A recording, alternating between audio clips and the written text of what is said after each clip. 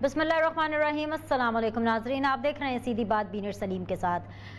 पिछले हफ्ते की सबसे बड़ी खबर जो सामने आई हमारे वो ये थी कि हुकूमत समेत तमाम तर ऑपोजिशन, ख़ास तौर पर वो इनकलाबी ऑपोजिशन लीडर्स मुल्क के वसी तर मुफाद में, उसी वसी तर मुफाद में जिसमें बहुत से फैसले ऑपोजिशन से बस हो जाते हैं, उसी वसी तर मुफाद में पार्लियामेंट्री कमेटी बराए कौमी सलामती के एक इजलास में शिरकत करती है, जो कि एक वसी तरीन इजलास था, काफ़ी एक्सटेंसिव इजलास था, बंद कमरे का इजलास था, in camera off course, close door इजलास था। और उस इजलास की ख़ास बात ये थी कि मोहतरम आर्मी चीफ साहब तो वहाँ पर मौजूद थे ही, DGISI भी वहाँ पर मौजूद थे, ब्रीफिंग DGISI साहब की तरफ से दी गई, और उस ब्रीफिंग के बाद डेफिनेटली एक स्पीकर की तरफ से, जो कि एक प्रैक्टिस भी है, कि एक खाने का एहतमाम किया गया, एक इशाइये का एहतमाम किया गया, जिसके अंदर तमाम जो पॉलिटिकल पार्टीज़ हैं उनके अहम लीडरान शामिल थे। यहाँ पर अब जो ज़्यादा बात देखने और समझने की है वो हुकूमत की नहीं बल्कि ऑपोजिशन की है, क्योंकि हुकूमत तो पहले ही सेम पेज पर है, हुकूमत तो पहले ही इन ओहदेदारान के साथ सेम पेज पर है और काफ़ी ज़्यादा सही तरीके से सोच रही है। लेकिन अगर हम ऑपोजिशन की बात करें तो ऑपोजिशन में चाहे वो पाकिस्तान पीपल्स पार्टी हो, चाहे वो PMLN हो, या चाहे वो मौलाना साहब हो, इन तीनों के हवाले से, इन तीनों की पॉलिटिकल पार्टीज़ के हवाले से जो खबरें सोर्सेज के ज़रिए बाहर आईं वो यही थी कि ये ऑपोजिशन पार्टीज़ मुतमईन है जो भी इस मीटिंग में हुआ। और इसके अलावा शाहिद खाकान अब्बासी साहब को अगर मैं स्पेसिफिकली कोट करूं तो वो ये कह रहे हैं कि बड़ी हेल्दी एक्टिविटी और बहुत अच्छे तरीके से हर चीज़ जो है वो हो गई है।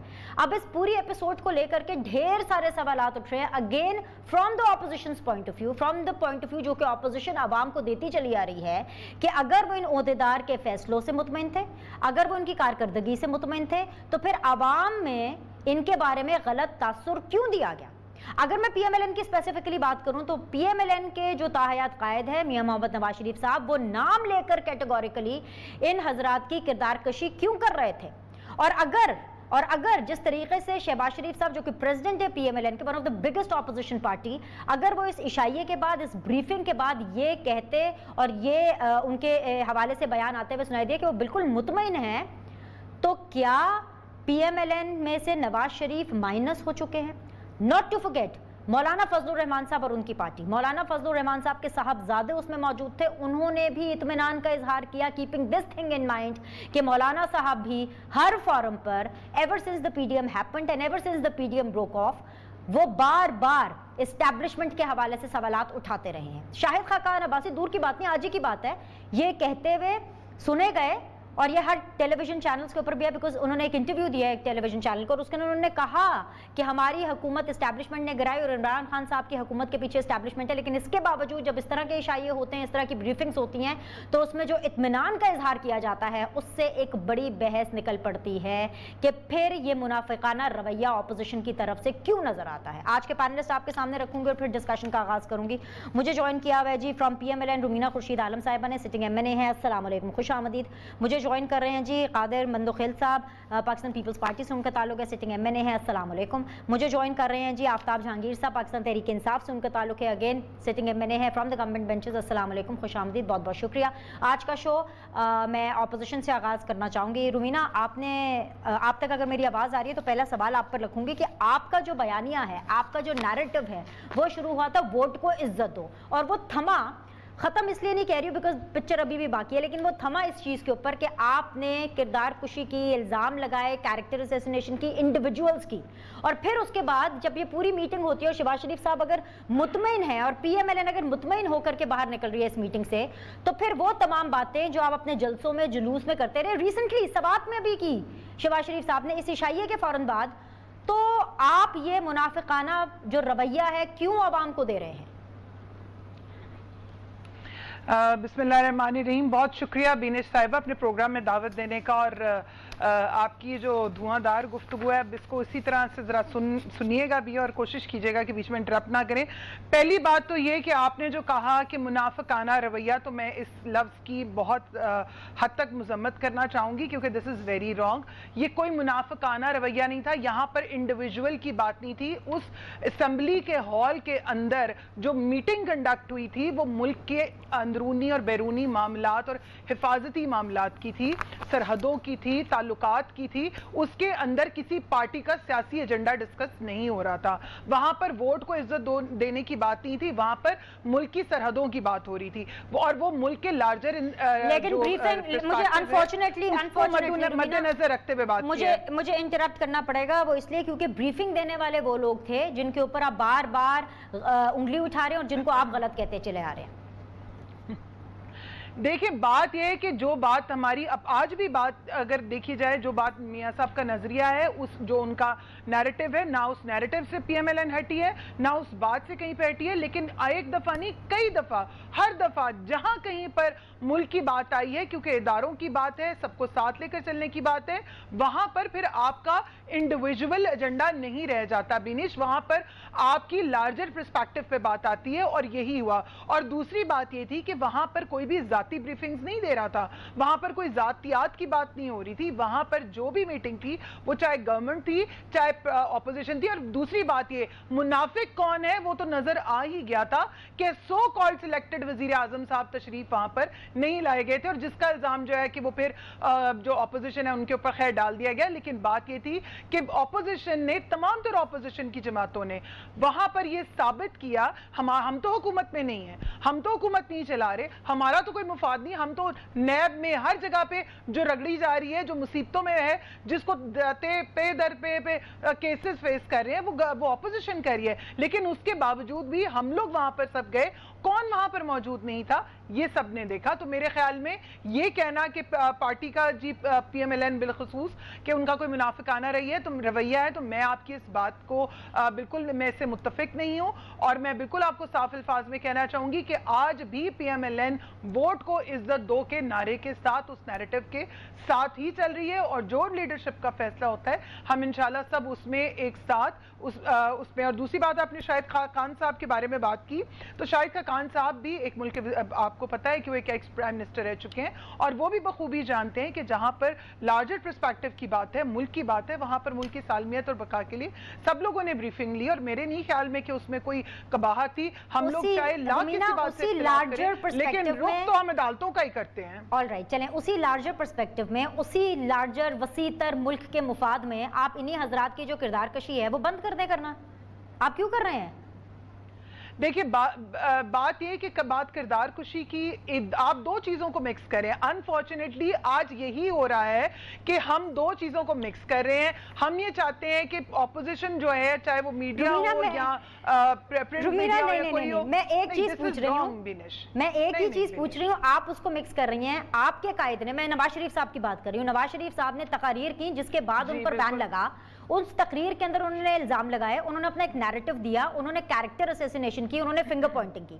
उसके बाद, और वो वही दोनों हजरात थे जो कि पार्लियामेंट्री कमेटी बनाए सलामती अमूर में थे, ठीक है। उसके बाद जब आप बाहर निकलते हैं और आप कहते हैं मुतमईन है और वसीतर मुफाद में है, तो फिर तो इस टाइम इदारों, आप मुझे ये बताएं ना, हम जो किरदार कुशी कर रहे हैं या अगर हम वो किरदार कुशी तो नहीं, अगर मुझे आपसे कोई तकलीफ है तो मैं आपको कह रही हूं कि मुझे आपसे तकलीफ है, वो बात ठीक है। लेकिन अब आप एक पोजीशन पे बैठी हैं, आप उस पोजीशन पे उस डिपार्टमेंट को चला रही हैं। मैं लाख इख्तिलाफ करूं लेकिन एक पॉइंट पे जहां पर ब्रीफिंग की बात है तो वो तो मुझे आपसे ही लेनी है ना, आपको ही मुझे देनी है, आप ही मुझे वो ब्रीफिंग देंगी इदारे के बारे में। तो इसलिए मैं मिक्स नहीं कर रही, मेरा स्टांस, मेरा पॉइंट ऑफ व्यू बिल्कुल क्लियर है अपनी पार्टी और अपने कायद को लेके, और हमारा जो नैरेटिव कल था वो ही आज भी मौजूद है। और रही बात मुतमईन होने की, तो वो ब्रीफिंग के हवाले से कहा गया था, इंडिविजुअल्स के बारे में नहीं कहा गया था। आफ्ताब जहांगीर साहब, भाई जरा ऑपोजिशन का ये शिकवा तो जरा दूर कर दीजिए कि प्राइम मिनिस्टर साहब वहां क्यों नहीं थे, नंबर 1। नंबर 2, आज वो गवादर में मौजूद थे और आज एक दफा फिर से इमरान खान साहब ने अपनी लाइल्मी का इजहार किया, ये कहते हुए कि भाई नवाज शरीफ साहब तो कभी इधर आए नहीं है, अगर आए होते तो शायद वो आप दोबारा हुकूमत में होते। एग्जैक्टली उन्होंने क्या कहा, पहले सुन लीजिए, फिर उसके ऊपर मैं आपका कॉमेंट लूंगी। नवाज शरीफ ने 24 लंदन में ट्रिप्स की अपने दौर में, तो बलूचिस्तान तो मेरे ख्याल में वो 2 दफा भी नहीं आया। और मैं आपको यकीन दिलाता हूं कि वो 10 गुना ज्यादा दफा बलूचिस्तान से हैरिट्स में शॉपिंग कर रहा था। उनके मकासद और थे। अगर कोई पाकिस्तान का सोचेगा वो जरूर बलूचिस्तान का सोचेगा। नॉर्दर्न एरियाज हमारे, उधर किसी ने तवज्जो नहीं दी क्योंकि उधर से भी इलेक्शन किसी ने नहीं जीतना था। कि अगर वो सारे पाकिस्तान के ऊपर तवज्जो देते तो वो शायद अभी भी वजीर आजम बने रहते। जी आफ्ताब जहांगीर साहब, PMLN नवाज शरीफ साहब CPAC का क्रेडिट लेते हैं, ये कैसे हो सकता है कि वो ना गए हों?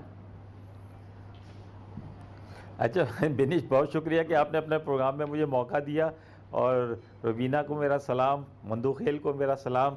देखिए बात ये है बिनीश कि प्राइम मिनिस्टर साहब ने तो जो बात की उसके ऊपर मैं अभी आता हूँ, लेकिन मेरी बहन से आपने जो सवाल किया था उसका जवाब नहीं आपको मिला।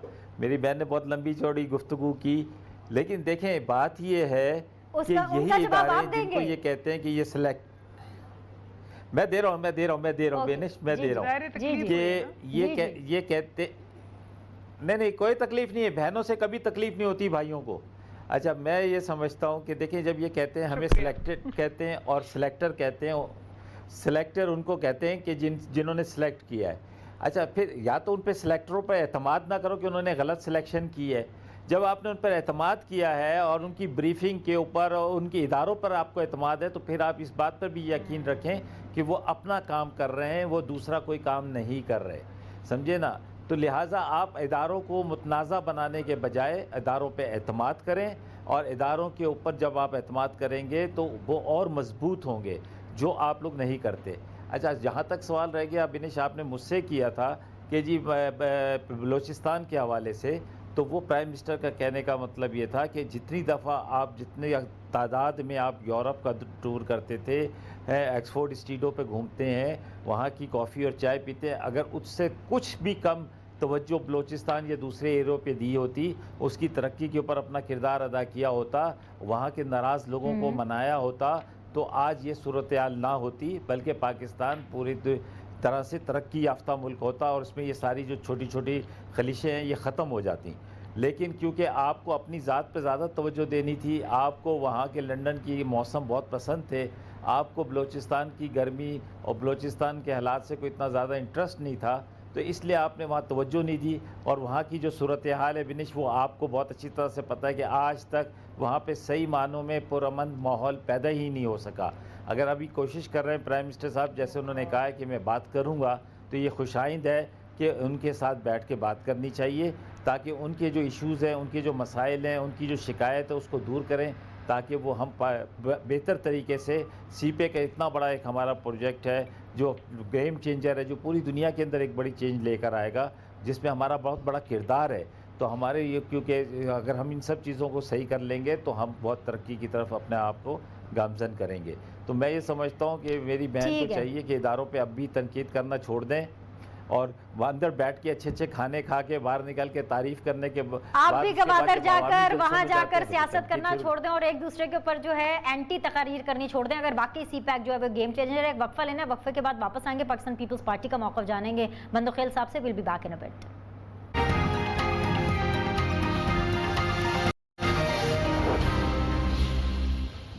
ब्रेक के बाद आप लोग को खुशामदीद कहते हैं। रुमीना खुर्शीद आलम साहिबा, आफ्ताब जहांगीर साहब एंड कादिर मंदूखेल साहब मेरे साथ बने हुए हैं आज के शो में। मंदूखेल साहब, आपकी तरफ आऊँगी सर। सुन रही थी बिलावल साहब को, वो आज़ाद कश्मीर के अंदर जाहिर बात है कैंपेनिंग के लिए गए हैं। वो कह रहे हैं कि भाई मैं वोट से शिकस्त दूंगा सब लोग को, लेकिन सर आप लोग भी इस्टेब्लिशमेंट के सियासत के किरदार के खिलाफ रहे हैं।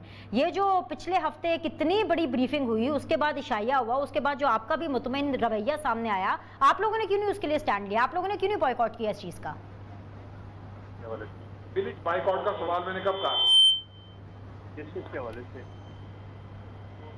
सर आपको पता है ना कि पिछले हफ्ते पार्लियामेंट्री कमेटी बराए कौमी सलामती का एक बहुत बड़ी ब्रीफिंग, एक बहुत बड़ा इजलास हुआ था सर। बिल्कुल हुआ था इजलास जी, तो उस हवाले से मैं पूछ रही हूँ। जी हुआ था। आप मुझसे सवाल के बजाय आप हमारे दोस्त है आफ्ताब जहांगीर साहब उनसे पूछ देते कि इम्पोर्टेंट इजलास था और पाकिस्तान के चीफ एग्जीक्यूटिव यानी वज़ीर-ए-आज़म साउथ में मौजूद नहीं थे। तो फिर बाद में उनके फवाद चौधरी साहब ने फरमाया है कि शहबाज शरीफ साहब ने शर्त लगाया या उसने मैसेज पहुंचाया। तो बड़ी हैरत है कि ऐसी लोकसाना स्टेटमेंट भी तो बंदा दे सकता है कि अगर शहबाज शरीफ साहब मना करेंगे तो वो सलामती कमेटी के कॉन्फ्रेंस में नहीं आता है। इतनी बड़ा अहम इशू इस वक्त अफगानिस्तान समझ लो एक आग जल गई है और उसका सबसे ज्यादा नुकसान, सबसे बड़ा निशाना हम ही बनेंगे, पाकिस्तान बनेंगे। और वज़ीर-ए-आज़म साहब है कि वो अपनी तकरीर तो बजट के इजलास में कर दी है, वहाँ तो उसने करना जा रही है कहा, और हम अभी भी उसको ये यकीन दिलाते हैं कि आपको कुछ नहीं कहा जाएगा, आओ आ जाओ। लेकिन सवाल ये है, आप सवाल करें, हमने तो हर वक्त पाकिस्तान की सलामती की, आपको याद होगा बीबी शहीद जब दहशतगर्दों का मुकाबला करने के लिए उसने अपनी जान गंवाए, तमाम इदारों ने रिपोर्ट की है कि आपकी जान को खतरा है, मगर उसके बावजूद पाकिस्तान आई। आसिफ अली जरदारी साहब पाकिस्तान में मौजूद है, बैठे में मुकाबला कर रहे हैं। तो ये साहब इधर बराबर में बैठे हुए बजट के इजलास में अपोजिशन को दावत दे रहे हैं, और जहाँ अहम इजलास सलामती कमेटी का हो रहा था वहाँ वो गायब थे, और चारों सूबों की वज़ीर-ए-आला मौजूद थे। सर, पर हुकूमत और जो एस्टैब्लिशमेंट है वो आप ही तो बता रहे हैं कि सेम पेज पर है। अभी आफ्ताब जहांगीर साहब ने इसका जवाब भी दिया कि प्राइम मिनिस्टर कहाँ थे, क्यों नहीं आए, वो आपने शायद मिस कर दिया। लेकिन सर, मैं आपसे आपका पॉइंट ऑफ व्यू जानना चाहूंगी कि अगर उनके फैसलों से, अगर उनकी गवर्नेंस से, अगर उनके तमाम तर मामलात से आप लोग सेटिस्फाइड हैं, तो फिर ऑपोजिशन आवाम को गलत चीज आकर के, गलत बयानियां, मुनाफिकाना बयानियां क्यों आवाम के सामने देती है? सवाल किया, ठीक है, आई एम सॉरी मंदू खेल साहब, मैं आपको दोबारा कनेक्ट करती हूँ, मैं आपको सही से सुन नहीं पा रही हूँ जी। रुमीना खुर्शीद आलम साहिबा, आपने सुना कि आफ्ताब जहांगीर साहब ने और इमरान खान साहब ने फॉर दैट मैटर आज गवादर के हवाले से, आज मियां मोहम्मद नवाज शरीफ साहब की ट्रिप्स के हवाले से किस तरह से बात की, तो इसके ऊपर आप रिस्पॉन्ड करना चाहेंगी? जी बिल्कुल, मैं रिस्पॉन्ड करना चाहूंगी, क्योंकि जाहिर है आपको पता है उनका तो कोई, इमरान खान साहब का कोई पता नहीं चलता ना, वो कहाँ से किस चीज़ को कैसे मिला देते हैं। तो बेहतर था कि वो अपने किसी रिसर्चर से, किसी वजीर से जो आए दिन तब्दील होते रहते हैं उनको ही कह लेते। वैसे तो मेरे भाई आफ्ताब भाई इतने अच्छे हैं, पर पता नहीं क्यों इनको वो वजीर नहीं बनाते, क्योंकि अच्छे लोगों की शायद उनको ज़रूरत नहीं है, तो जो पकड़े तकड़े के हैं उनको वो ज़रूर बना देते हैं। तो वो उनसे ही कह लेते कि चेक करवा लेते कि मियाँ साहब कितनी दफ़ा कोयटा गए हैं, कितनी दफ़ा कहाँ पे गए हैं, तो शायद चीज़ें बेहतर हो जाती। दूसरी बात एक और जो है, क्योंकि हम तो ज़ातियात पे उस तरह से जाते नहीं हैं, लेकिन मुझे नहीं समझ आती कि इमरान खान साहब जो हैं उनको 3 साल हो गए हैं, वो अभी तक कंटेनर से क्यों नहीं उतरे। वो इंटरनेशनली कहीं चले जाएं, किसी प्रोग्राम में वो चले जाएं, उनको नून इतनी इम्प्रेस करते हैं, रहते हैं नून से, कि उनको मियां मोहम्मद नवाज शरीफ दिमाग में से नहीं निकलते। ठीक है, उनको आज ये याद आ गया, हैरिट्स याद आ गया, भाई वो अपने पैसों से, अपने पैसों से, अपनी जाती जेब से चले, शॉपिंग करते भी होंगे फॉर द टाइम। आप अगर चले 1 मिनट आप सोच रहे हैं वो गए हैं शॉपिंग के लिए, तो वो अपने उससे गए। आप बताएं ना, अगर मैं इस तरह की जाती बातों पे आऊं, तो आपके बच्चे थ्रू आउट कहां पे पल रहे हैं, कौन पाल रहा है, कौन उनका खर्चा उठा रहा है, किसके पास वो पल रहे हैं। तो लिहाजा किसी की जातियात पे जाने से पहले अपने आप को जाती तौर पर जरूर चेक कर लेना चाहिए, क्योंकि जब आप किसी की तरफ उंगली उठाते हैं ना बीनिश, तो 4 उंगलियां आपकी तरफ भी आती हैं। तो मेरे ख्याल में ये बहुत जरूरी है। दूसरी बात ये कि सीपैक की बात ये करते हैं, सीपैक को किसने थ्रू आउट आगे किया, इनको बात करें अमन की सूरत हाल की, तो आपको बहुत अच्छे से याद होगा, अगर नहीं तो मैं इनको याद कराती चलूं कि पिछले दौर के अंदर जो बलूचिस्तान में है, हालात को किसने कंट्रोल पाया, किसकी, अगर आज ये पॉलिटिकल विल की बात करते हैं, तो वो पॉलिटिकल विल हम लोगों की पॉलिटिकल विल मौजूद थी, कि जिसमें इदारे और पॉलिटिकल मिल के चीजें चली और काम आए और बेहतरी हुई। जब इन लोगों ने मुल्क संभाला तो उस टाइम लोड शेडिंग उस तरह से नहीं थी बीनिश, उस तरह से मुल्की हालात नहीं थे, आए दिन बम धमाके नहीं होते थे, आए दिन उस तरह की चीजें नहीं हुआ करती थी मुल्क में। लोड शेडिंग का वो बहरान जो आज हम देख रहे हैं वो नहीं था। रुमीना, ये तो आपने हुकूमत पर और इमरान खान साहब पर बात कर ली, ठीक है, रिस्पांस आपका आ गया। मुझे आप क्विकली ये जरूर बताना पसंद करेंगे कि मरियम नवाज शरीफ साहिबा जो पीडीएम का भी जलसा हुआ उसमें क्यों नहीं गई? वो अलग बात है कि उनका प्लान आजाद कश्मीर में कैंपेनिंग के लिए बिल्कुल रेडी है। क्या मरियम नवाज साहिबा पीडीएम से आउट हो गई और शहबाज शरीफ साहब उसको लीड करेंगे आगे फर्दर?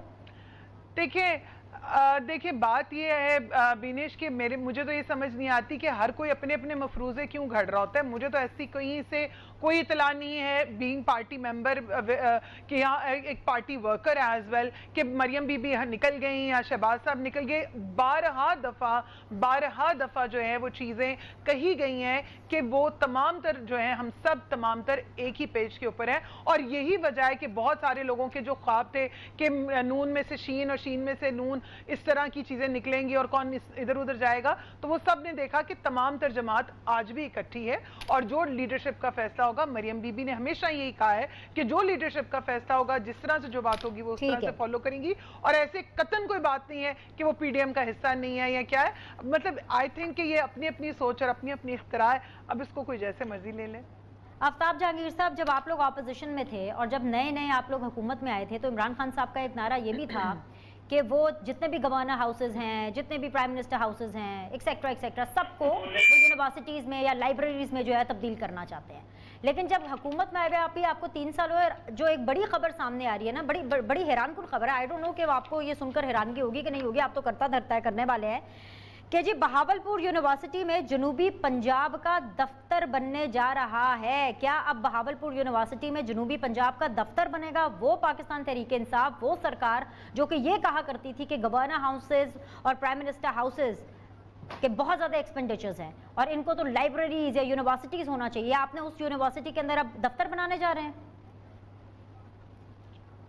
अच्छा देख बिनिश, बहुत पहले आपने मेरी बहन से सवाल किया, उन्होंने जवाब ले जाके इमरान खान के बच्चों पे ले गए। देखिए एक बात मैं आपको बताऊं कि तो एक लीडर के भारों के ना, मैं वही बताना चाह रहा हूं कि एक लीडर वो शॉपिंग सेंटरों में जा रहा हो बाहर के, तो उस पर इल्ज़ाम ये है कि वो मुल्क के पैसों से वो शॉपिंग कर रहा है, समझे ना, ये इल्ज़ाम है। अच्छा बच्चों की जहाँ तक बात है तो ये तो आपस की अंडरस्टैंडिंग होती है कि अगर कोई किसी में सेपरेशन हो जाए तो उसमें एक अंडरस्टैंडिंग के साथ होता है कि बच्चे किसके पास रहेंगे और बच्चों की कफालत कौन करेगा। ये बड़ापन था इमरान खान का, क्योंकि 5 साल या 7 साल तक तो कोर्ट भी कहती है कि बच्चे माँ के पास रहेंगे, उसके बाद बाप के पास आ जाएंगे, उसके अगर बच्चों की विल हो तो। लेकिन नहीं, मैं आपको इसलिए कि देखिए जब बात आपने की ना तो उसने वहाँ नहीं लेके जानी चाहिए थी ना, तो वो अगर वहाँ पर है तो ये उनके वो है, उस पाकिस्तानी पैसों से वो बच्चे नहीं पल रहे। अच्छा जहाँ तक सवाल आपने कहा, देखिए अगर मैं, आपको पता है बिनिश मेरे बारे में कि मुझे कोई इस तरह की लफाजी वगैरह आती नहीं है। अगर भावलपुर यूनिवर्सिटी को किसी ऑफिस में तब्दील किया जा रहा है तो ये गलत बात है, ये नहीं होना चाहिए, क्योंकि यूनिवर्सिटियों के ज्यादा क्याम होना चाहिए, ना कि यूनिवर्सिटियों को खत्म करना चाहिए। खबरों की माने तो बुज़दार सरकार जो है वो यूनिवर्सिटी के गेस्ट हाउस पर, वाइस चांसलर हाउस पर काबिज हो गई है, कब्जा हो गया भाई बुज़दार सरकार का वहां पे सर। अच्छा देखिए गेस्ट हाउस एक अलग बात हो गई, यूनिवर्सिटी जो है नहीं सर वो यूनिवर्सिटी का गेस्ट हाउस है, ऑफिस बना रहा है। हाँ गेस्ट हाउस यूनिवर्सिटी का, मैं वही आपसे कह रहा हूँ कि गेस्ट हाउस है जहाँ पर प्रोफेसर या कोई आके ठहरते हैं या कोई ऑफिशियल आके ठहरता है, अगर उसको किसी सरकारी काम में इस्तेमाल किया जा रहा है तो वो एक अलग बात है। लेकिन यूनिवर्सिटी कैंपस को जहाँ पर तालीम दी जा रही होती है, अगर उसको ऑफिस में तब्दील किया जाएगा या किसी सेक्रेटेरिएट में तब्दील किया जाएगा तो मैं उसकी मजम्मत करता हूँ। एक ब्रेक लेते हैं, ब्रेक के बाद वापस आएंगे, पाकिस्तान पीपल्स पार्टी को शामिल करेंगे।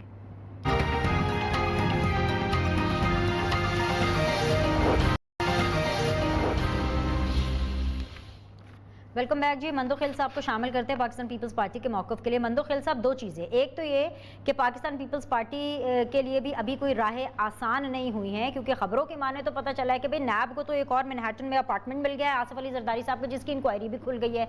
तो क्या आप इसके लिए तैयार है? नंबर 1। नंबर 2, वो प्राइम मिनिस्टर साहब के जो तर्जुमाने ख़ास है ना, वो तो ये कह रहे हैं कि ये जो बिलावल साहब ने अभी अमरीका जाना है ना, ये तो कोई अपना CV लेके ये कोई अपनी नौकरी के लिए जा रहे हैं अमरीका। तो क्या नौकरी अमेरिका से मिलती है? वो पहले इस बात की तस्दीक कर ले, जिस तरह वो भाषण दे रहे हैं और जिस तरह वो जोकर की तरह जो ना हरकतें कर रहे हैं फिरदौस आशिक की तरह, वो उनसे मैं पूछना चाह रहा हूँ कि क्या इस बात को आप कंफर्म कर रहे हो कि नौकरी अमेरिका से मिलती है? पहली बात। दूसरी बात ये, क्या सद्दाम क्या बाहर नहीं जाते हैं? क्या मियाँ नवाज शरीफ साहब बाहर नहीं गए? क्या इमरान खान साहब नहीं गए या दूसरे लोग नहीं गए?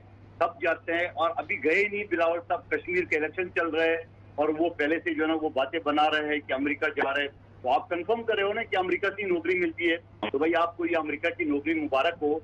एक तरफ आप पार्लियामेंट में अमेरिका के खिलाफ जो बातें करता हो और पीछे फॉर्म पढ़ते हो अमेरिका का, अगले दिन शाह महमूद कुरैशी जब नहीं हमारे अच्छे ताल्लुकात है। बात ये होता ना, इनके समझ में कुछ नहीं आ रहा है कि इन्हें क्या करना है क्या नहीं करना है। आज ये ग्वादर गए, गालबन जहां तक मुझे याद पड़ रहा है, आफ्ताब जहांगीर साहब कंफर्म करेंगे कि पहली मरतबा गए या शायद दूसरी मरतबा गया होगा ज्यादा से ज्यादा 3 साल में, और वहां जाके वो अरबों रुपए के प्रोजेक्ट अनाउंस करे। क्या यही प्रोजेक्ट उन्हें कराची के लिए नहीं अनाउंस की थी? क्या आफ्ताब जहांगीर साहब जिस कराची से ये मुंतखब हुए वहां इनको 1100 अरब मिल गए, उनको प्रोजेक्ट मिल गए? क्या K4 मंसूबे को वफाक का जो हिस्सा है वो उसको मिल गया? वो जो नवाज शरीफ के छोड़े हुए प्रोजेक्ट थे उनको थोड़ा सा सोखी पाउडर लगा के उसको तो चालू कर दिए है या वो भी अधूरा है? तो अब ये इनका कमाल है। ये ग्वादर की बात भी यही होगी जैसा कराची के ऐलान कर दिए। और फिर मैं ये भी याद दिलाना चाह रहा हूँ आफ्ताब जहांगीर साहब की पार्टी के और उनके रहनुमाओं को, जिन्होंने कहा कि 3 महीने में हम पता नहीं क्या कर बैठेंगे, और 3 महीने क्या 3 साल गुजर गए, अभी तक लोग रो रहे हैं। आज देख रहे पेट्रोल महंगा हो गया, आज देख रहे CNG 16 रुपए किलो जो है ये एकदम बढ़ा दिया उन्होंने, जो खालिस्तान गरीब लोगों की एक समझ लो इस्तेमाल में है, जो लोग टैक्सी चलाते हैं या छोटी गाड़ियां हैं वो CNG भी 16 रुपए बढ़ा दिए। और आगे आगे आगे देखते हो कि क्या कर रहे हैं। मनी बजट में आपने देखा आफ्ताब जहांगीर साहब, ये जो मुस्लिम लीग नून की हमारी बहन है वो कंफर्म करेगी कि 3 साल का जो है बजट 1 साल में पास कर दिया है। मैं इसके बारे में मैंने स्पीकर से भी उस वक्त मुखातिब की बात की है। मैं आज आपके सामने बात कर रहा हूँ कि एक अगर किसी मुलाजिम को या किसी घर की किसी छोटे को आप दुकान पे बेच देते हो और वो राशन ला देते हैं, और फिर 3 साल बाद आप कहते हैं वो जो मैंने 3 साल पहले राशन थे उसमें से 100 रुपए बकाए थे, उसमें से 2000 रुपए बकाए थे, तो इसको मैं क्या नाम दूं? फ्रॉड दूं, धोखा दूं, चीटिंग दूं, क्या दूं? ये भी इस हुकूमत में मेरे जहाँ तक नॉलेज है पाकिस्तान की तारीख में ये भी पहली मरतबा है कि 3 साल की जो ज़मीनी बजट तो एक साथ पास करा दिए। अब पता नहीं और क्या देखने को मिलेंगे पाकिस्तान को। पता नहीं क्या क्या सुनहरे ख्वाब उन्होंने दिखाए थे, कितनी बेवकूफ बनाने की कोशिश की उन्होंने, सारे वो सारे के सारे जो खत्म हो गई है। अब आगे क्या करेंगे समझ भी नहीं आ रही इसकी बातें। जी बिल्कुल। आफ्ताब जहांगीर साहब, फाइनल कमेंट आपसे। एक बात तो बहुत वैलिड है, एक काम आप लोग बड़े बखूबी कर रहे हैं, वो ये है कि आप ये मानने को तैयार ही नहीं है कि आपकी गवर्नेंस जिस तरीके से आप चीज़ों को मैनेज कर रहे हैं वो ठीक नहीं है। आपने हमें कहा कि टैक्स फ्री बजट है, बजट सेशन के ऊपर तो इन चीज़ों के ऊपर नजर ही नहीं गई, लेकिन 1 माह में 2 बार पेट्रोल महंगा हो गया, लोड शेडिंग आपके सामने है। अच्छा देखिए ये बिनिश अच्छा बेनिश, ये आपकी बात सही। बात ये है कि ये एक तरीक़ेकार होता है कि ओगरा जो है वो उसको समरी पेश करता है कि 6 रुपये या 8 रुपये। ये मुसलसल, ये आज पहली दफ़ा नहीं हुआ कि ये पाकिस्तान में कोई पहला ये प्रैक्टिस है, ये नॉर्मल प्रैक्टिस है पिछले 25-20 साल से। अब जब से ओगरा का क़याम आया है ये होता रहा है। लेकिन मैं एक बात कह रहा हूँ कि अभी मेरे दोस्त मंदू खेल ने बहुत सारी तकरीर की, इन्होंने तो ये कहा था कि हम बिल जो है ये बजट पास नहीं होने देंगे। तो आपके पास तो सबसे बड़ी हथियार तो ये था कि हमारा बजट पास नहीं होने देते। अब बजट अच्छा है या बुरा है, हम 2023 में आवाम के पास जाएंगे, अपने आवाम के पास अपनी कारकर्दगी रखेंगे। आवाम अगर चाहेगी तो हमें दोबारा भेजेगी, और अगर नहीं चाहेगी तो हम अपोजिशन में बैठ जाएंगे। उसमें क्या हर्ज है? इसमें तो कोई हर्ज नहीं है। लेकिन हमें उम्मीद है, यकीन है, मैं अपनी बात करता हूँ कि मुझे पूरा यकीन है कि इंशाअल्लाह ताला अल्लाह ने मौका दिया तो हम दोबारा आएंगे और ज़्यादा अक्सरियत के साथ आके इस मुल्क में हुकूमत करेंगे और इस मुल्क को कामयाबी और कामरानियों की तरफ और इसको तरक्की की तरफ इसको गामजन करेंगे, जिसका सफ़र शुरू हो चुका है। ठीक है जी, आज के लिए इतना ही। तीनों मेहमानों को मैं शुक्रिया अदा करूंगी। जाते जाते एक फाइनल 1 मिनट का वक्त है मेरे पास। रुमीना खुर्शीद आलम साहब, अगर आप इसको प्लीज़ कंक्लूड करें आज की इस पूरी बहस को, ताकि फिर मैं आज के प्रोग्राम का क्लोजर करूँ। जी रुमीना। 1 मिनट मुझे भी दे दें। देखिए बिल्कुल, बहुत शुक्रिया बीनी साहिबा। मैं यही कहूँगी कि जिस मुल्क का हाल यह है कि बजट पास हो गया और आप CNG और पेट्रोल को आए दिन बढ़ा रहे हैं, जिसका सबसे ज़्यादा इम्पैक्ट गरीब जो है उसके ऊपर आ रहा है। और बजट का तो ये हाल है कि जहाँ पर 2 दिन पहले जो है वो सेक्रेटरी छुट्टी पे चला जाता है और न जाने क्या क्या कुछ होता है, ये लोग क्या चलाएंगे। और फ़र्क इतना है कि हम अवाम की खिदमत करना चाहते हैं और ये अवाम पर हुकूमत करना चाहते हैं। फैसला तो खुद अवाम नहीं करना है। जी मंदू खेल साहब, आप कुछ ऐड करना चाहते हैं? भाई आफ्ताब जहांगीर साहब ने कहा कि 2023 के इलेक्शन में अवाम के सामने होगा, बीच में एक और बजट भी है। और 2023 को छोड़िए, आज जिस जगह पर मैं बैठा हूँ 2.5 साल बाद PTI जो फैसला नंबर 1 पे आज नंबर 6 पे चला गया, वो भाई अभी तो बहुत दूर है। बंदू खेल भाई, वो आपको भी पता है, बिनिश को भी पता है, रुबीना को भी पता है। वो रुबीना से पूछ लो, वो बता देगी कि इस्माइल मुफ्ता इस्माइल के साथ क्या हुआ। प्रोग्राम कब खत्म हो गया? इंशाल्लाह ताला आप लोगों से कल मुलाकात करेंगे। आपके फीडबैक का इंतजार रहेगा। अल्लाह हाफिज।